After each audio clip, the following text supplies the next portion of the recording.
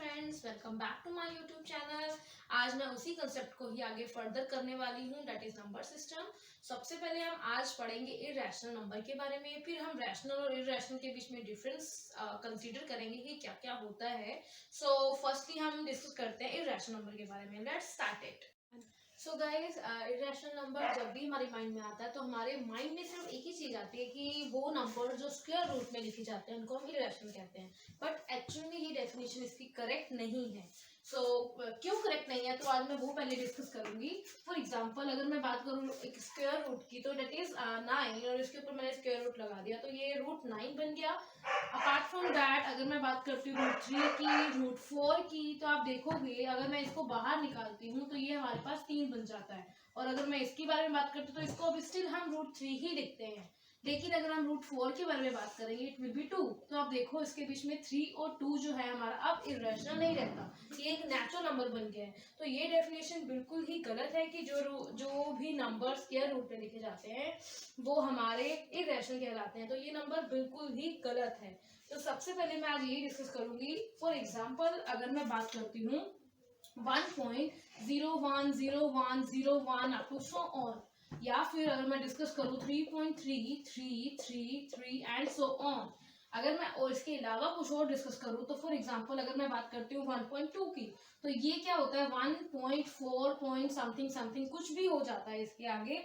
तो लेकिन अगर मैं रूट 2 के बारे में बात करती हूँ तो ये हमेशा आगे बढ़ रहा है। तो इसकी मेन डेफिनेशन क्या होती है इरेशनल नंबर्स की, कि अगर हम बात करते हैं कुछ ऐसे नंबर्स की जो कभी भी स्टॉप नहीं होते, और सेकेंड ऐसे नंबर जो बार बार अपने आप को रिपीट करते जाते हैं। फॉर एग्जांपल, अगर मैं इसके बारे में बात करूं तो यहाँ पर 01 है जो ऐसा नंबर है जो बार बार रिपीट हो रहा है, और यहाँ पर 3 एक ऐसा नंबर आएगा जो बार बार रिपीट हो रहा है। तो ऐसे नंबर को हम इररेशनल नंबर बोलेंगे जो स्टॉप नहीं होते, नॉन टर्मिनेटिंग होंगे और जो रिपीट होते रहते हैं बार बार। इन नंबर को इररेशनल बोला जाता है।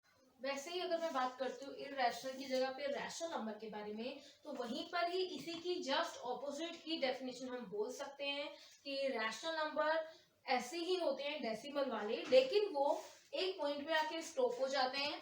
और सेकेंड थिंग, वो कभी भी रिपीट नहीं करते हैं। तो हमेशा इस चीज को अपने माइंड में रखना है कि ऐसे नंबर जो डेसिमल तो दोनों ही होते हैं, बट इरेशनल के बीच में और रैशनल के बीच में फर्क क्या होता है, ये कभी भी कहीं पर भी जाके स्टॉप नहीं करेंगे, हमेशा बढ़ते ही जाएंगे। और उसी जगह पे ही जो रैशनल नंबर होते हैं वो कहीं ना कहीं जाके टर्मिनेट हो जाएंगे, कहीं ना कहीं जाके वो रुक जाएंगे। फॉर एग्जाम्पल, अगर मैं रैशनल की डेफिनेशन आपको दूं, तो अगर आप देखो इसके बीच में 2.321 यहाँ पर जाके ये टर्मिनेट हो गया, तो इसका मतलब ये क्या होगा, एक रैशनल नंबर होगा। उसी ही साइड पे अगर मैं इसके बारे में बात करती हूँ तो ये कॉन्टिन्यूसली आगे बढ़ रहा है, और यहाँ पर कभी कोई नंबर कॉन्टिन्यूसली रिपीट नहीं करते, और यहाँ पर नंबर्स हमेशा रीअकरिंग ही होती रहेगी। जब भी वो आगे बढ़ेंगे तो हमेशा नंबर्स आगे बढ़ते जाएंगे।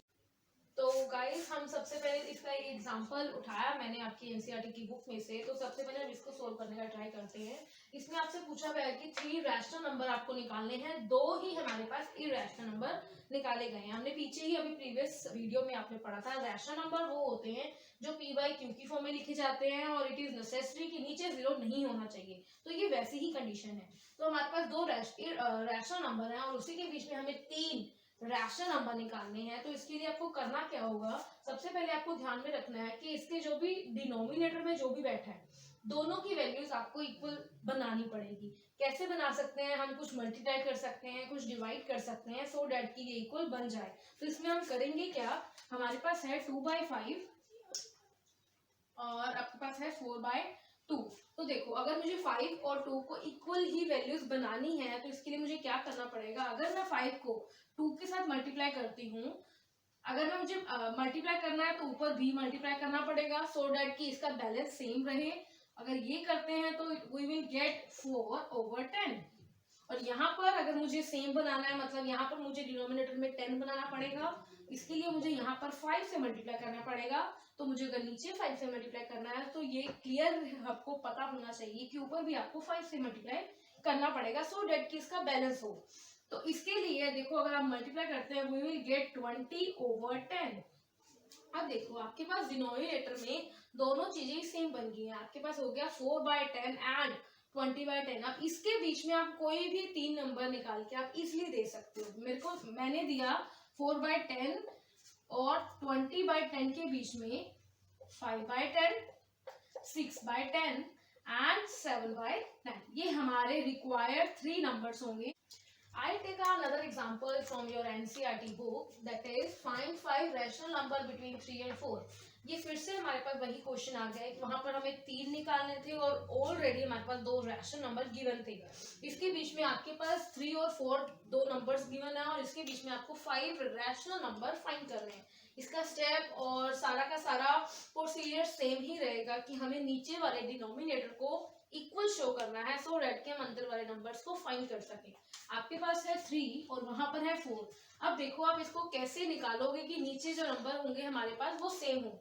इसके लिए हम अगर 10 से मल्टीप्लाई करते हैं और 10 से ही डिवाइड करते हैं तो देखो इसके बीच में क्या बनेगा, डेट विल बी 30/10। एंड यहाँ पर अगर हम बात करें, यहाँ भी मुझे सेम ही करना पड़ेगा क्योंकि डिनोमिनेटर में हमें 10 ही चाहिए। तो यहाँ भी हमारे पास आ गया 40/10।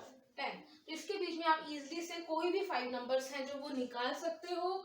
अब इसके बीच में अगर मुझे निकालने होंगे तो क्या क्या हो सकते हैं, डेट इज 31/10, 32/10, 33/10, 34/10 एंड 35/10।